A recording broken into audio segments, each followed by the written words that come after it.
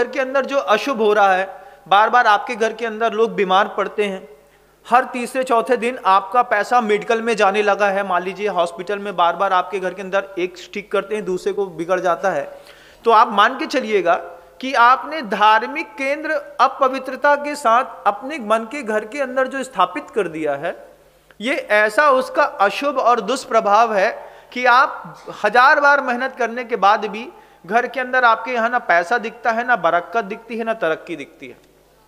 और उसी दिन आपको संडे के दिन सुबह 9 से 12 के बीच में ये सारे जितने भी पदार्थ आपके घर के अंदर पूजा संबंधी होंगे, किसी भी देवी देवताओं का, गुरुओं का भी फोटो है, अगर मान लीजिए वो पुराना हो गया है तो वो पुराना फोटो भी आप चाहें तो अग्नि समर्पित भी कर सकते हैं, आप चाहें तो उसको नदी में भी छोड़ सकते हैं।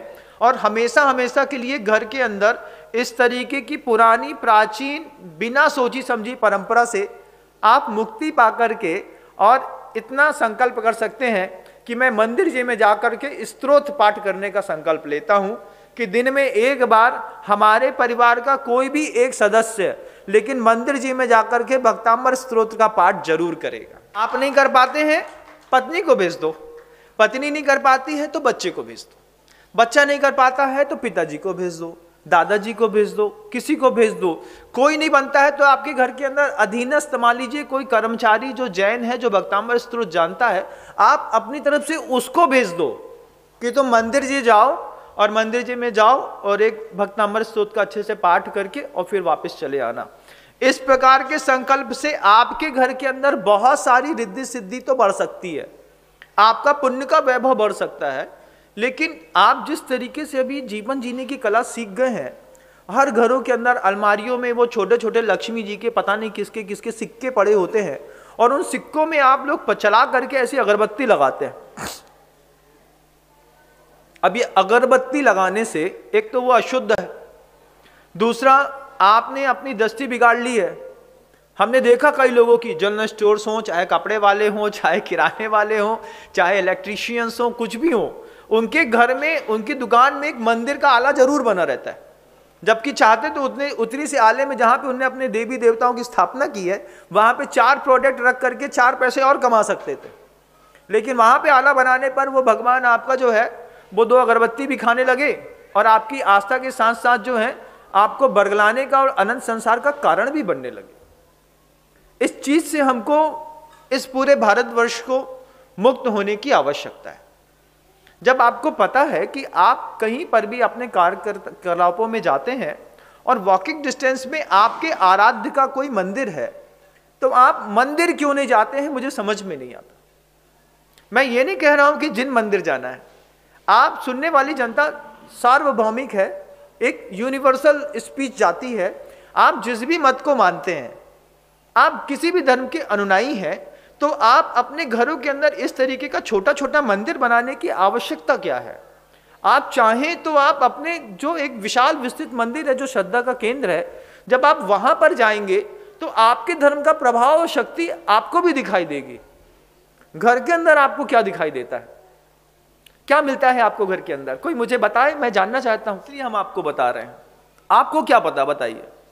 हम सबसे पहले मकान, अपना संसार तैयार करता है एक मनुष्य अपने आप को शांति से जीने के लिए, मकान के साथ फिर संबंध तैयार करता है। मकानों का कबाड़ तो आप खुद अपने घर के अंदर देखिएगा, वो अलमारी में जिसमें आप पूजा कर रहे हैं, दिया जला रहे हैं, वो कबाड़ खाने से ज्यादा कोई बड़ी चीज नहीं है। शुद्ध कबाड़ है, शुद्ध कबाड़। आपको लगेगा कि नहीं, हम महाराज जी के कहने से नहीं छोड़ पाएंगे, नहीं छोड़ेंगे, आप मत छोड़िए। मैं छोड़ने की बात नहीं कर रहा हूं, मैं ये नहीं कह रहा हूं कि तुम मेरे कहने से उसको अगले संडे को 9 से 12 के बीच में निकाल करके नदी में डाल दो, मैं ये बात नहीं कह रहा हूं। मैं ये कह रहा हूं कि तुम अपना टाइम वेस्ट कर रहे हो।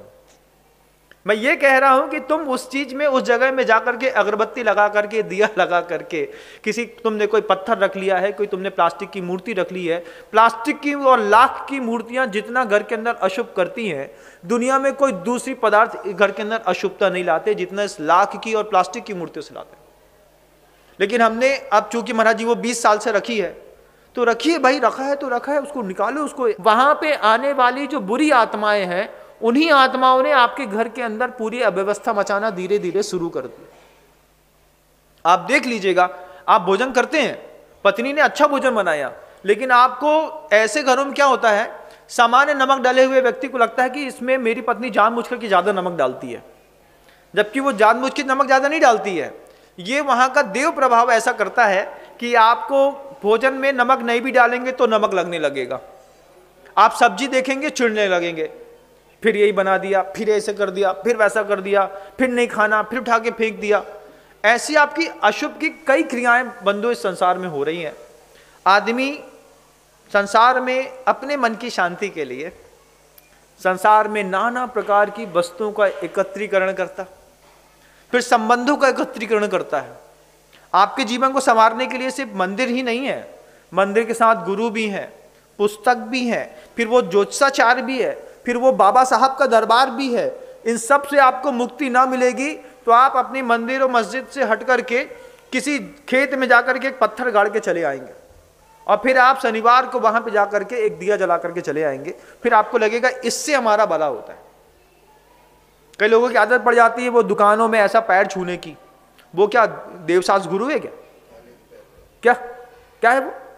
वहां पे ऐसा घूम रहे हैं चारों तरफ, अगरबत्ती लगा दो, क्या हो गया उससे? ये क्या है? ये इससे आप क्या क्या चाहते हो तुम? इससे इस चीज को करने से तुम्हारे घर के अंदर किस चीज की समृद्धि बढ़ रही है, मैं थोड़ा जानना चाह रहा हूं। हमने किया है ये सब, और कीने करने के बाद आज सब समझदारी दिमाग में बैठी है, तब समझ में आता है कि ये सब चीजें अशुभ का इतना बड़ा केंद्र थे कि किसी भी छदमस्त व्यक्ति के कहने पर किसी ने कह दिया तुम्हारी अढ़ैया चली है, तुमको अभी काल सर्प की पूजा करनी पड़ेगी, और हमने उठा करके एक ठो काला धागा पहन लिया दाएं पैर में मोती वाला, या फिर हमें नहीं समझ में आया तो हमने कुछ और ले जा करके, क्योंकि अब हमारा काल सर्प योग चल रहा है। 3 ज्योतिषाचार्य ने एक साथ बोल दिया, 3 गधे एक बात को बोल दें तो घर के अंदर का रखा यहां गाय का बछड़ा लेकर चले आदमी कुत्ता दिखाई देने लगता है। हम गाय का बछड़ा गले में यहां पे लेकर के चल रहे थे, सामने से एक व्यक्ति आया, एक मूर्ख आया, अरे क्या कुत्ता लेके जा रहा है? कुत्ता है? गाय का बछड़ा है। अच्छा गाय का बछड़ा, तो कुत्ता बोल रहा है। दूसरा बोला, फिर दूसरा निकला बगल, क्यों रे कुत्ता क्यों लेके जा रहा है गले के ऊपर? कुत्ता है, ये भी कुत्ता। फिर एक तीसरा और मिल जाए, तीसरा मिले, बोले क्या रे मूर्ख कुत्ता साथ में लेके घूमने लगा। अब तो यार गाय का बछिया ही है वो, जिसको आप अपने कंधे में लादे हैं, लेकिन 3 गधे मिलकर के बोल दें कि कुत्ता है कुत्ता है कुत्ता है, तो आदमी को कुत्ता दिखाई देने लगता है, कुत्ता ही है तभी तो ये कुत्ता 3 लोग कुत्ता बोल रहे हैं, उठा के फेंक दोगे आप। ऐसे 3-4 गधों ने मिलकर के कह दिया काल सर्प योग है।